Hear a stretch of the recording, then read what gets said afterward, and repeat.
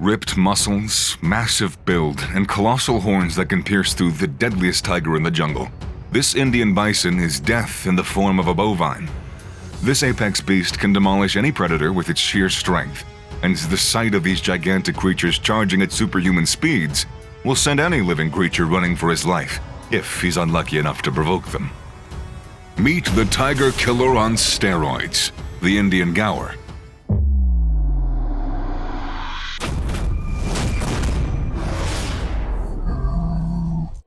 The gaur, 𝗚𝗚𝗟𝗥𝗢, also known as the Indian bison, is one of several species of wild cattle. Family Bovidae. Order 𝗬𝗚𝗘𝗥𝗢𝗦. Well, looking at their size and speed, you wouldn't be wrong if you called them tiger-killing cows on steroids because they are the biggest and the heaviest of the entire family. In addition to being the largest and tallest wild cattle on our planet, even surpassing the Cape buffalo and the water buffalo. Gaurs can be very aggressive and will attack and kill even when they're not provoked. Maybe because of this nature, Red Bull, a popular energy drink, is based on a Thai drink called 𝗚𝗚𝗘𝗥𝗢𝗚, which means red gaur. Native to South and Southeast Asia, namely India, Laos, Malaysia, Myanmar, Nepal, Thailand, Vietnam, and Bangladesh, gaurs can be spotted grazing in wild pastures of China as well. They're commonly seen living in herds of 30 to 50 across long, undisturbed stretches of evergreen, deciduous forests with hilly areas, watering holes, and the presence of fodder like bamboo, small trees, and shrubs. But unregulated poaching and forest loss are causing these tough and fearsome animals to gradually lose their habitat. There's actually an interesting ecological relationship between gaurs and tigers, and once you get deep into it, it's difficult to understand who's the hunter and who's the hunted.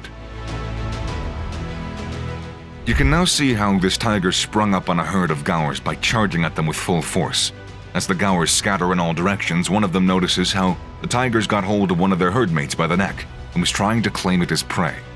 This immediately prompted it to charge back at the tiger, who still had its teeth on the injured gaur. And this in turn became a signal for the rest of the herd to zero in on the predator in an organized attack. The mighty tiger had no choice but to give up and run off in the other direction. In this scenario, the tiger survived just because it succeeded in misleading the herd. Otherwise, one can only imagine what would have happened to it. In June 2021, there were reports of a tigress aged 9 to 10 years old being gored to death by a gaur at Bandipur Tiger Reserve in India. The unfortunate tigress, who suffered devastating injuries in the scuffle, succumbed to her injuries on the spot. The tigress may have attacked the gaur because it was hungry, and during the fight, the gaur is believed to have impaled the tigress with its horns near its ribs, slashing open a part of its body. Moreover, there are reports of gaur herds scaring off tigers using ancient military human tactics known as a phalanx formation. As soon as the herd senses danger from the approaching footsteps of a tiger, they switch to a phalanx formation with their horns pointed outwards towards the intruder, and keep strategically moving all lined up perfectly, giving the tiger no option but to retreat, as it won't be able to target any member of the herd without being hurt in the progress.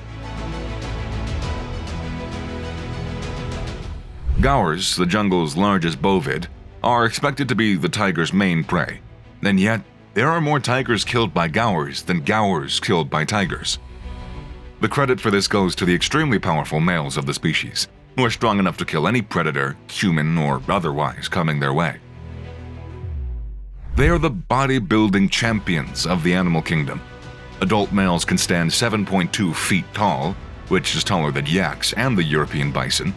Their glossy black coat, broad shoulders, prominent dorsal ridge, and thick, curved horns distinguish them from other bovids. Their foreheads have a deep hollow caused by a high ridge between the horns that bend forward. A ridge also runs from the shoulders to the middle of the back, and the shoulders are about 5 inches higher than the rump. The lengths of the spinous process on the forepart of the trunk's vertebrae cause this dorsal ridge, and they also have short, fine, glossy hair and narrow, pointed hooves. Their ears are large. Their tails reach the hocks at 27 to 40 inches, and old gaurs lose the hair on their backs as they age. Adult male gaurs have ashy gray heads and white or tan legs. Older male gaurs are blackish brown. Cows and young bulls are lighter and sometimes reddish, especially in groups seen in dry and open areas. In the summer, the gaur likes to cool off by spending time by a river. Gaurs are shy animals that can become dangerous if startled.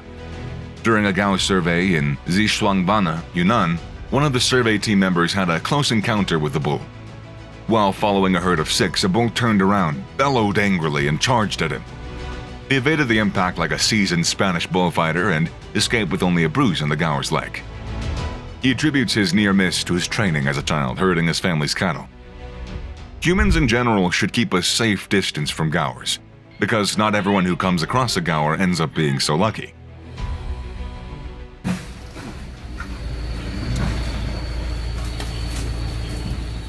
Like these two men who were fighting for their lives, trying to escape the death blow of an angry gaur, the raging beast first attacked a farmer, known as 𝗚𝗚𝗡𝗥, when he was working in his field. The incident caught the eye of 𝗚𝗔𝗨𝗥𝗥, a local journalist who went to cover it, but the animal returned and ended up wounding him fatally. He later succumbed to his injuries in the hospital. The social ecosystem of gaurs is also quite interesting. Typically, the oldest of the females leads the herd, while males roam about like nomads in search of females. The smallest herd is about a dozen of gaurs, while a typical one has up to 30, and they can get up to 50. The gestation period is about 280 days, and they can protect their young ones quite fiercely. Females usually carry one calf in a single pregnancy cycle, rarely two.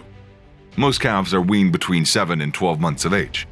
Since they're very protective of their calves, they sleep in a circle, outward-facing, with calves in the center to keep an eye out for predators at night. Their heads and their horns will be projected towards the external outer grounds, on the lookout for tigers that tiptoe to their natural habitat on a hunt for fresh meat. Bull gaurs use the herd call, which makes the herd stop and gather. During the mating season, they also make a crisp, resonant call to entice receptive females that can last for hours.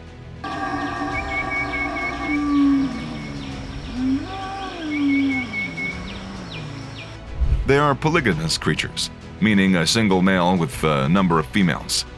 With a peak breeding season from December to June, they reproduce all year long. Typically, female gaurs give birth every 12 to 15 months. While males are about a quarter larger and heavier than females, they don't have a distinctive dewlap on their throat and chest. Both sexes have horns, for which they are quite frequently poached and hunted for. There is an elliptical cross-section at the base of it, where they're flat and become regularly curved as we go along the length. These are medium in size by large bovid standards, and they can grow to be 24 to 45 inches long. Gaurs were also the first of any endangered species to be cloned. In 2000, ACT researchers in the United States cloned a gaur to try and save a then-declining population using a cow surrogate. However, the resulting calf, born on January 8th of 2001, was named Noah and only survived 2 days before dying due to dysentery infection. In 2016, the global population was estimated from 15,000 to 35,000 mature individuals. It's decreased by more than 70% over the last 3 generations, and is now entirely extinct in Sri Lanka, and most likely Bangladesh.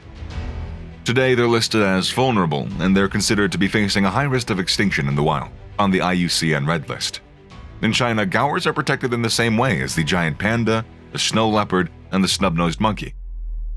All of them are on the National Key Protected Wild Animals list as Class 1. Thanks for watching, and we'll see you in the next one.